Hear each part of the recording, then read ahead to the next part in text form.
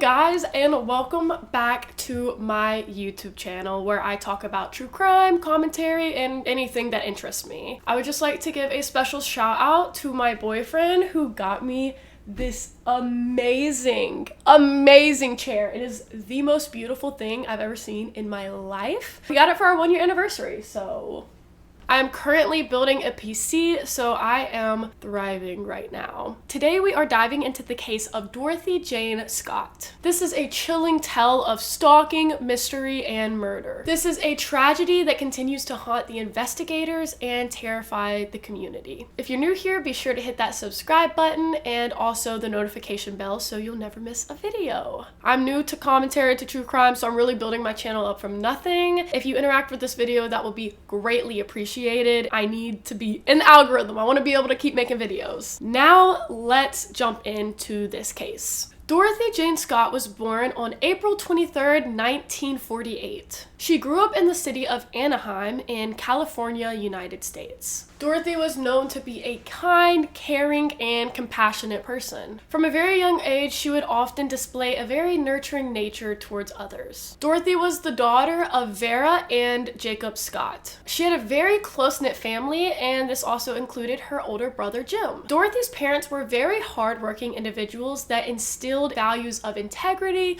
hard work, and compassion into their children. During Dorothy's school years, she was extremely gifted and a very ambitious student. She graduated from Magnolia High School in Anaheim, where she excelled in her studies and stood out as a bright and determined young woman. She had dreams of furthering her education for a successful career in her future. In her early 20s, Dorothy became a single mother after giving birth to a son named Sean. Being a devoting and loving mother, Dorothy made Sean her top priority. She decided to pause on her education to be able to give Sean the full attention that he deserved. She worked so hard to be able to provide Sean with what he needed. She focused on making sure he had a stable and nurturing environment while also juggling the responsibilities of motherhood and a full-time job. Dorothy's determination and work ethic led her to become a valued employee at the Swingers Psych Shop. I'm just gonna call it the Swingers. This is a store that her father had actually previously owned but recently sold. The store made furniture and psychedelic items. Swingers sold, in the words of one of the local newspapers at the time, psychedelic paraphernalia. Blacklight posters, lava lamps, love beads, all of that kind of stuff. In the hippie heyday of the 60s and 70s, Swingers was an extremely popular hangout for the local hippie teens. Dorothy served as a secretary, working from morning until evening every day. Although she worked in a hippie hangout heaven, Dorothy actually was a devout Christian that had never ever done drugs or even drank alcohol. In fact, one of her friends claimed that she wouldn't even know what cocaine looked like. Regardless of her not really being the same vibe as this place, she was really well liked by her coworkers. She was just a good person. She was easy to get along with. She was very hardworking. She was kind, compassionate. She was just a good person. So while she worked, her parents always watched her son.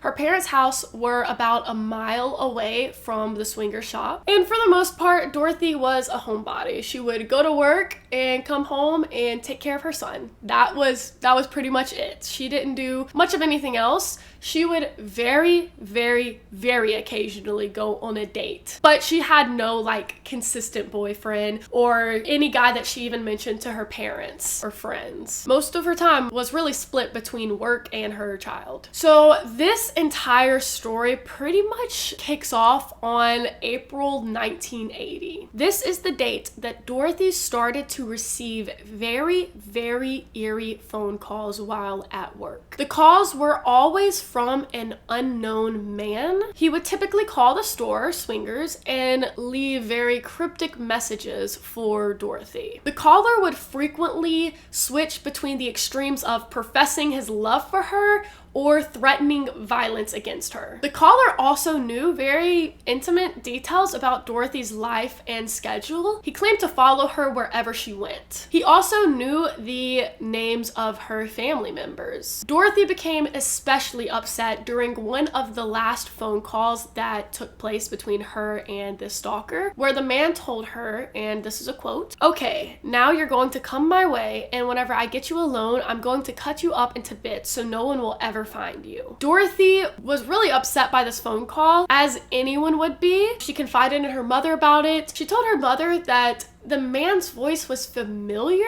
but she couldn't put a face to the voice. This situation obviously terrified Dorothy and her coworkers. Despite the escalating harassment, Dorothy refused to live her life in fear. She attended self-defense classes and also purchased pepper spray for her own protection. Her determination to protect herself and her son was commendable, but the sinister stalker seemed relentless. In a last-ditch effort, Dorothy was even looking into purchasing a handgun. On May 27th, 1980, around 9 p.m., Dorothy was attending a routine work meeting. Her son was with her parents like normal, and she just attended this meeting like it was any other normal meeting. It was near the end of this work meeting that Dorothy noticed that her coworker, Conrad Bostrom, appeared unwell. He had this odd red streak on his arm, and it just didn't look right. This is whenever Dorothy and another coworker, Pam Head, offered to take Conrad to the hospital for this weird mark. They all load up in Dorothy's car, and on the way to the ER, Dorothy decides to quickly stop by her parents' house to check on her son and to inform them that she's going to the ER, so expect her to be home a little later. During this stop home, her mom, for whatever reason, made her switch her scarf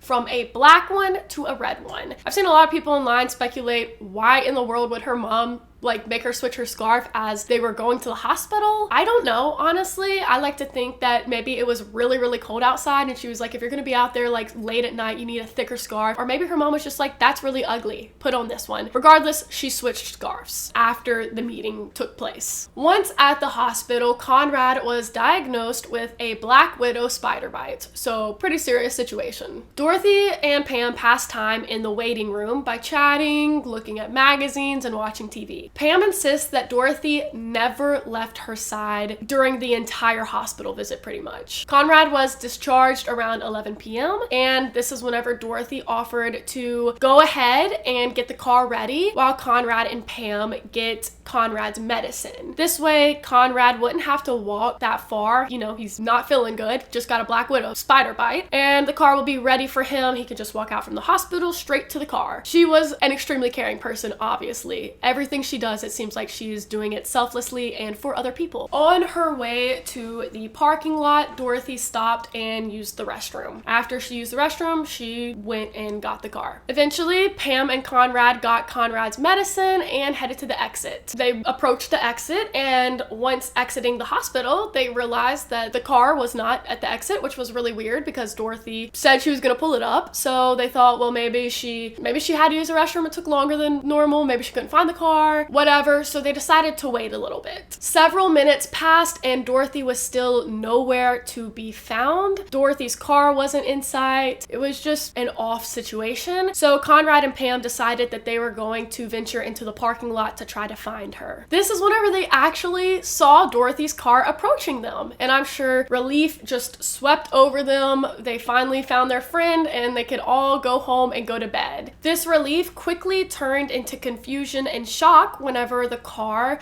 blinded them with its headlights and passed up Conrad and Pam at an extremely high speed. They waved their arms to try to get Dorothy's attention, but this didn't seem to help as the car just turned right out of the parking lot and left. This was actually the last time that Dorothy was ever seen. Conrad and Pam waited 2 hours for Dorothy's return.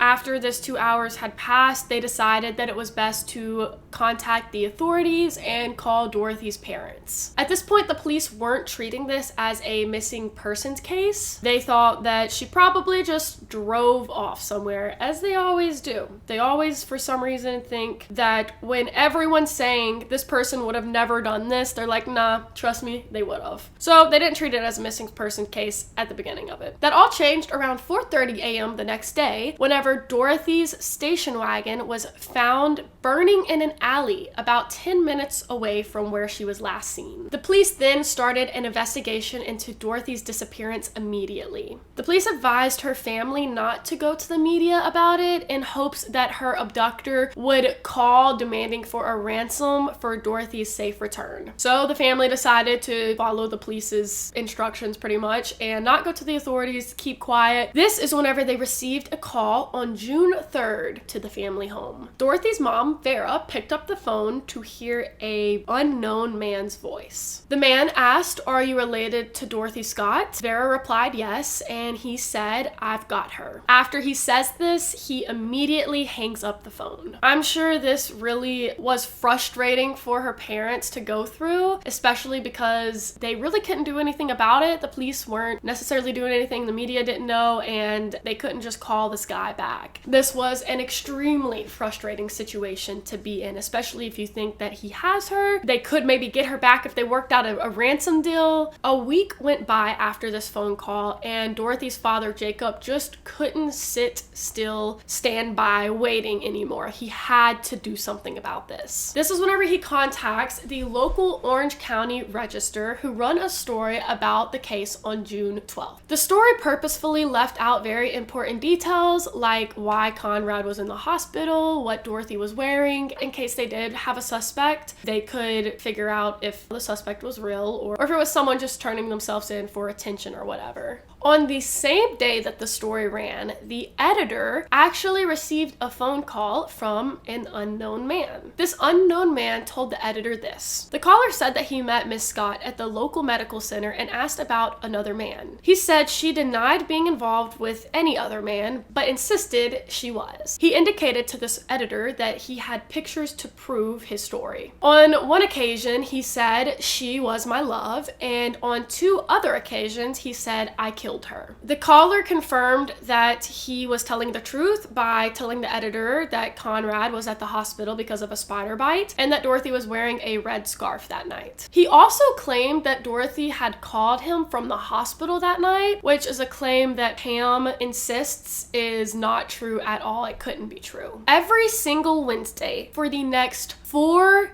years, the Scott household received a phone call from this unknown man. It was always while Jacob was away at work and Vera was the only one there to answer. The man was soft-spoken and would typically ask if Dorothy was home or would say that he killed her, basically tormenting this family, reminding them that I'm the guy who killed your daughter. It seems like he really got off on the family's suffering and that he was able to have that control over Dorothy. The phones were tapped and recorded, but the calls never lasted long enough to be traced. And no one who ever heard the calls recognized the man's voice. It was in April of 1984 that the Scott household once again received a phone call one Wednesday evening. Jacob had actually taken off work that day and he picked up the phone instead of Vera. Immediately whenever he picked up, the caller hung up and never ever called again. I think this just goes to show how much control he wants over women, like he feels that control and domination, but as soon as a man stepped in, he was obviously like the biggest coward in the world. On top of all their other problems, they seem to be extremely insecure and a coward. On August 6th, 1984, 4 years after Dorothy's disappearance, a construction worker discovered dog and human bones side by side, about 30 feet from Santa Ana Canyon Road. The bones were partially charred, and the authorities believed that they had been there for 2 years as a bushfire had swept across the site in 1982. A turquoise ring and watch were also found at the site of the bones. These were confirmed to be items that belonged to Dorothy, and Vera, Dorothy's mother, said that the watch stopped at the time 12:30 a.m. on May 29th, which was about an hour after Pam and Conrad last last saw Dorothy's vehicle. On August 14th, the bones were identified as Dorothy's by dental records. An autopsy could not determine the cause of death. A memorial service for Dorothy was held on August 22nd. Okay, so let's get into the theories. It is generally believed that whoever was stalking Dorothy was watching her the night that she attended that work meeting and saw her leave the meeting with a man. This enraged the stalker as he immediately assumed through his delusioned mind that she had been in an intimate relationship with this man, that this was her boyfriend, her partner, she was going on dates with him. Obviously, he has a very delusioned mind that his world got filtered through, so that enraged him. His anger was only exasperated whenever Dorothy stopped by her family home, which I guess could be seen as an intimate act. It's a little bit more intimate than just running to the store, like you're bringing this person to your home, inside your home.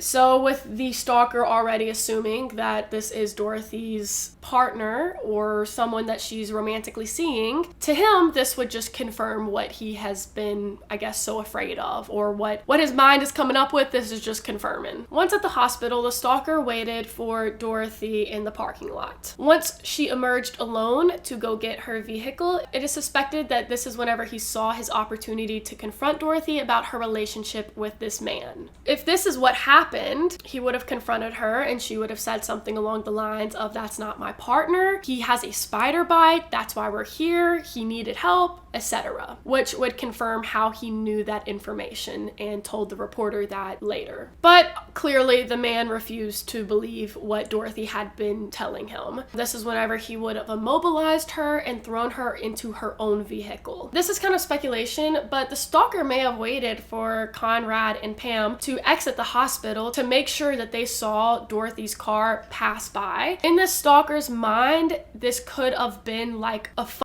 you to Dorothy's friends, whether that be from Dorothy saying it to like this guy that he thought Dorothy was seeing, kind of like saying, "I don't like you anymore," trying to manipulate that narrative, or it could have been the stalker being like, "I got her, y'all are never gonna have her again." Either way, it does kind of seem like he waited for them to leave the hospital for whatever reason. This entire theory frames the murder more of a crime of passion rather than a well thought out plot. So let's get to the suspects. The father of Dorothy's son, who lived in Missouri, was thoroughly investigated and questioned and had an airtight alibi for the night of her disappearance. He was nowhere even near California. Dorothy's co-workers were also questioned numerous times, and every single one of them was cleared. All of this just led to dead end after dead end. And honestly, to this day, there are still very, very, very few leads out there. I actually stumbled upon a blog post by someone who goes by the name of Brenda T, who shared another blogger named Crime Blogger 1983 had the opportunity to talk to Dorothy's son about everything. I would just like to confirm this is a blog post I found. It seemed pretty legitimate, but I just want to put that disclaimer out there. This isn't like police record. This is one of the first and only legitimate suspects I have ever been able to find on this case. It revolves around a man who went by the name of Mike Butler. Mike would have known Dorothy through his sister, who worked with Dorothy at the Swingers. And apparently it was common knowledge that Mike was obsessed with Dorothy. Mike would often go up to the Swingers and hang out with the rest of the teenagers. This would explain how Mike knew Dorothy's schedule and even how he potentially knew intimate details about her life. Mike graduated from high school in the 60s and attended California State University to major in English. At the age of 20, he was drafted into the U.S. Army. He would later become a writer who was often published in the Stars and Stripes News, a U.S. military news organization. It seemed like Mike was heavily religious and kind of a conspiracy theorist. I've found some sources online that have said that he basically had some wild conspiracies about the world around him. It's even rumored that Mike may have been involved in some sort of cult-like activity, but I truly don't know how valid this information is. Mike was known by the police, but there was never enough evidence connecting him to be considered a suspect or even a person of interest. Mike died on June 28th, 2014 from pancreas cancer. This is who Dorothy's son believes did it, or the most likely person he believes did it. So yeah, that's pretty much all I have for people and theories on who did it. Again, this was not proven. He was not ever considered even a person of interest by the police. Take with that information what you will. Despite an exhausting investigation, Dorothy Scott's stalker and murderer was never ever apprehended. Unfortunately, Dorothy's dad, Jacob, passed away on Dorothy's birthday in 1994, and Vera, Dorothy's mother, passed away in 2002. This case has left detectives frustrated and friends and family desperate for answers. On a positive note, whenever Dorothy did disappear, several of Dorothy's friends selflessly volunteered to adopt Sean, but Jacob and Vera, Sean's grandparents, ended up raising Sean. Sean says that Jacob, his grandfather, had a major positive impact on him. Sean doesn't remember much about his mother, Dorothy. One of the few memories he does have is actually very, very sweet. It was whenever Dorothy would make her own clothes out of curtains so that she would be able to afford Sean what he needs. Sean has a very, very, very positive view of his mother. What he does know is what everybody has always said about her, that she was the most caring and loving woman ever. He can tell how amazing of a person she was by everyone who was around him